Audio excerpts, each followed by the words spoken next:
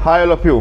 जैसा कि मैंने कमिटमेंट किया था कि आफ्टर एमसीक्यू जो इम्पोर्टेंट टॉपिक वाइज आपके लिए इम्पोर्टेंट टॉपिक हैं बैंकिंग अवेयरनेस के एग्जामिनेशन के जुड़े हुए, उसकी बात हम करेंगे। तो आज से हम इस टॉपिक वाइज क्लास की शुरुआत करते हैं, है ना। और मेरी कोशिश रहेगी कि topic wise as well as MCQ आपके लिए पोस्ट करता रहूँ समय समय पे एक सही अंतराल के बाद।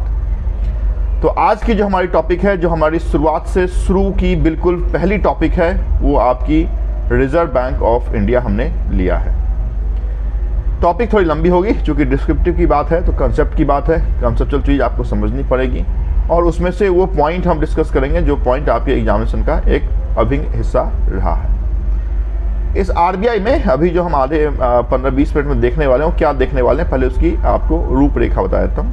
हम देखने वाले हैं कि आरबीआई का हिस्ट्री क्या है, हम देखने वाले हैं आरबीआई की जो बोर्ड ऑफ मेंबर्स की जो स्ट्रक्चर है वो कैसी है, हम देखने वाले हैं कि आरबीआई का एस्टैब्लिशमेंट हमने कैसे किया था, और हम ये भी देखने वाले हैं कि इस आरबीआई से पहले क्या हमारे देश में कोई ऐसी बैंक थी जो आपके before pre RBI as a central bank काम करती थी, अगर थी तो उसका हिस्ट्री क्या है। तो शुरुआत आपके रिजर्व बैंक ऑफ इंडिया से। और आप जानें कि सबसे जो पुरानी आपकी बैंक है आपके इंडिया की, उसका नाम है बैंक ऑफ हिंदुस्तान। क्लियर? तो जो मैं बताऊंगा उसका जो स्क्रीनशॉट है वो भी आपको देखने को मिलेगा, so that you can pen down. The first bank which was established in India was Bank of Hindustan. This bank was established in the year 1770। 1770 ईस्वी में हमने इस पहली बैंक का एस्टैब्लिशमेंट आपके बैंक ऑफ हिंदुस्तान के रूप में किया था। उससे पहले ये इंपॉर्टेंट है कि आपके एग्जामिनेशन में क्वेश्चन पूछा जाता है कि इनमें से कौन आरबीआई के आपके फिनेंशियल मार्केट की रेगुलेटर है। क्वेश्चन कुछ इस तरीके का आ सकता है, which of the following organization is the regulator of Indian financial market. The options would be like this: RBI, SEBI, IRDA, none of these, all of these, like this. तो आप जाने अगर क्वेश्चन ऐसा पूछा जाता है कि इनमें से कौन फिनेंशियल मार्केट को रेगुलेट करता है आपके इंडिया में, तो your answer would not be reserve bank of India, not be separately security Exchange Board of India and not IRDA. Your answer would be all three together. हाँ, यहाँ पे आपसे अगर तोड़ के पूछा जाता कि मनी मार्केट को रेगुलेट कौन करता है, then you should go with RBI. Capital market को रेगुलेट कौन करता है, go with Security Exchange Board of India, है ना। आईआरडीए किसको रेगुलेट करती है, या इंश्योरेंस मार्केट को कौन रेगुलेट करता है, go with Hyderabad establish organization IRDA. लेकिन इंडियन फिनेंशियल मार्केट को कौन रेगुलेट करता है, अगर इस तरीके का क्वेश्चन आपसे पूछा जाता है, you have to select all three above. तो यहाँ पे बहुत स्पष्ट तरीके से मैंने आपको बता दिया है। दूसरी बात मैंने आपको बताई कि बैंक ऑफ हिंदुस्तान पहली वो बैंक थी जिसका एस्टैब्लिशमेंट 1770 में हमने इंडिया में किया था। उसके बाद 3 क्वासी, है ना, 3 प्रेसिडेंशियल बैंक को हमने एस्टैब्लिश किया। उस 3 बैंक का शॉर्ट फॉर्म था BBM, that is Bank of Bengal, जिसको हम कोलकाता भी कहते हैं। तो Bank of Kolkata, Bank of Bombay and Bank of Madras.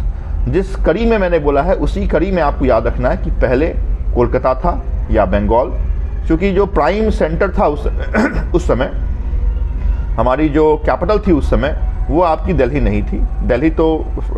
Delhi become the capital of India in the year 1911-12, है ना। दिल्ली दरबार जैसा बड़ा नारा लगाया और हमने जो इंडिया की कैपिटल है कोलकाता से दिल्ली शिफ्ट किया। लेकिन before Delhi Kolkata was a prime focus place.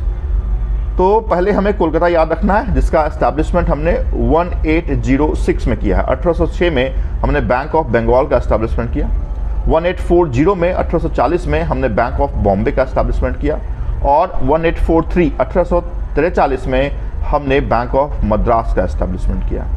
और ये वही 3 बैंक थे जिसको ऑल टुगेदर हमने मर्ज करके इन द ईयर 1921 में हमने एक बैंक बनाया, जिस बैंक का नाम दिया हमने इंपीरियल बैंक ऑफ इंडिया।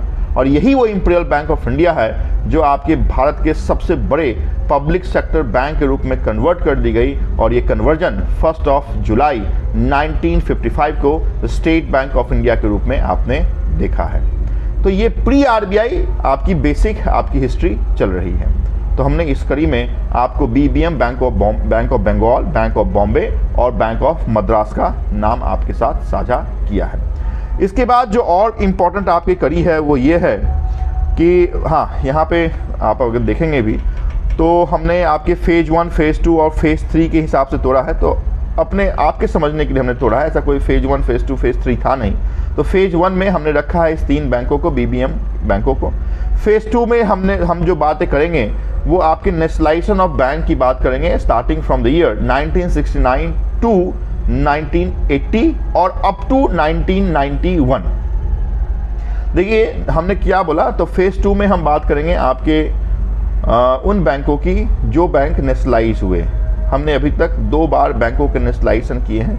पहली बार 19 जुलाई 1969 को हमने उन 14 बैंकों को नेशनलाइज किया इंदिरा गांधी ने, जिन बैंकों का एसेट उस समय, टर्नओवर उस समय 50 करोड़ एंड प्लस था।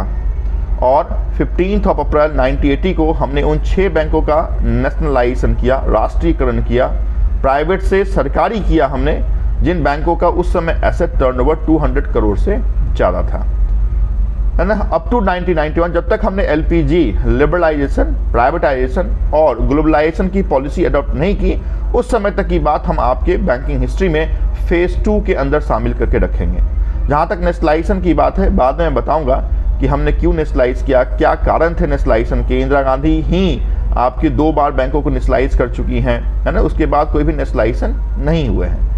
जब तक हमने LPG, जो नरसिम्हा राव थे, आपने LPG, है ना, चाहे वो निजीकरण हो, उदारीकरण हो या वैश्वीकरण जैसी पॉलिसी हो, को नहीं लाया, उस समय तक की बात हम आपके फेज 2 में रखते हैं। और फेज 3 में हम अभी तक की इतिहास बैंकिंग की रखते हैं, पोस्ट LPG से लेके स्मॉल बैंक और पेमेंट बैंक या रिसेंट में PMJDY स्कीम तक की बात हम आपके इस फेज 3 में करने वाले हैं। तो ये हमने आपको बेसिक बता दिया है कि आपके RBI से पहले हम इन 3 चीज़ों को देखेंगे। तो एक बार छोटा सा रिकैप में कर देता हूँ, मैंने क्या आज आपको बताया है ना। एक बेसिक चीज़ें बताई हैं, इसमें कोई कंसेप्ट नहीं है। इसमें 2-3 ही इंपॉर्टेंट ऐसे पॉइंट हैं जो एग्जामिनेशन के लिए इंपॉर्टेंट है। वो ये है कि इंडिया में फिनेंशियल मार्केट की जो रेगुलेटर है वो RBI भी है, सेबी भी है और IRDA भी है। ये तीनों अलग अलग मार्केट को रेगुलेट करती है। जैसे RBI मनी मार्केट को करती है, सेबी कैपिटल मार्केट को करती है जो लॉन्ग टर्म या मीडियम टर्म मार्केट होता है, और IRDA नाम से ये स्पष्ट है, इंश्योरेंस मार्केट को रेगुलेट करती है। बाद में हमने आपको ये बताया कि the first bank which was established in India was Bank of Hindustan. The year was 1770। Post we established 3 presidency bank. The name of the bank respectively was Bank of Bengal, Kolkata 1806, Bank of Bombay 1840 and Bank of Madras 1843. These all 3 banks merged together and formed a new bank. The name of the bank was Imperial Bank of India, and this formation of new bank was in the year 1921. And this 1921 formed bank, Imperial Bank of India, renamed as India's largest or public sector bank as State Bank of India on 1st of July 1955. Later on, ये सारी history हमने phase 1 में रखी है। इन phase 2 हम nationalisation of bank की बात से लेके LPG तक की बात करेंगे। In India till today the total number of nationalization took place 2 times only. First time in 19th of July 1969 where 14 bank got nationalized whose assets were more than 50 CR, and on 15th of April 1980 6 bank got nationalized whose assets were more than 200 CR.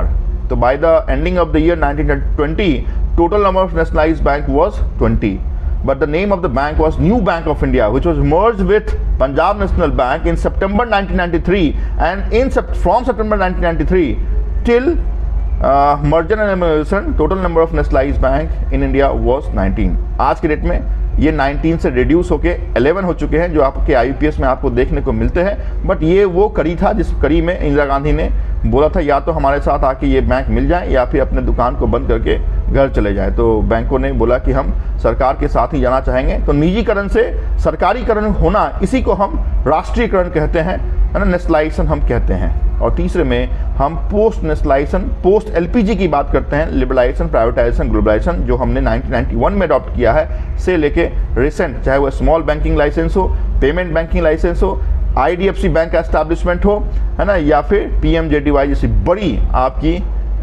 जो financial inclusion की scheme हो। तो आज के इस video में इतनी ही बात हम करेंगे। नेक्स्ट वीडियो RBI की बेसिक की हम बात आपके साथ करेंगे। Thank you so much for watching this important first video of your topic wise. और आप ये भी कह सकते हैं कि पहली वो वीडियो जो इस कड़ी में टॉपिक वाइज हमने आपके लिए लाया है। Thank you so much. Stay tuned for new and recent video. Thank you so much.